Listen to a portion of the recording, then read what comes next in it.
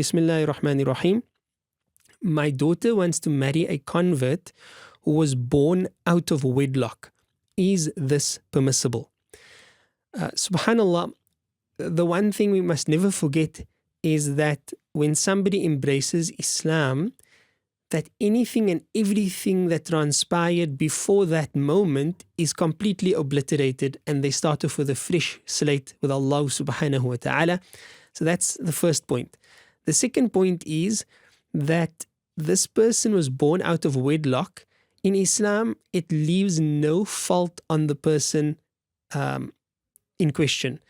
The fault of being born out of wedlock, or rather conceiving out of wedlock, is the fault of the person's parents, and they would be responsible for that by Allah subhanahu wa ta'ala. Whether they've made tawbah for that or not, whether they embraced Islam or not, that's between them and between Allah Rabbul Izzati wal Jalal. But it leaves no blemish on the child. Yes, there are certain instances within Islamic law wherein if an illegitimate child is known publicly and widely to be an illegitimate child, then for certain positions of leadership, Islam discourages them from taking those positions simply because of the conceived notion that the community has accepted this practice and has not, looked down upon this practice whatsoever.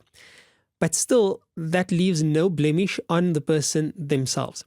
Other circumstances, the person is considered for all intents and purposes to be equal to everybody else. They have committed no sin. If, however, you have some other reason, some valid reason, and there are a variety of valid reasons to ascertain whether somebody is a suitable partner for your daughter, this is to be investigated separately. The issues that you've brought up here, they do not qualify as being quote unquote problems that would prevent you from marrying your daughter to this person. You could perhaps elaborate further and explain that, look, the person hasn't learned enough about Islam and the like, and there are ways and means of overcoming that. But as a problem or as a cause for not wanting to have them get married, this is not a valid one, and Allah subhanahu wa ta'ala knows best.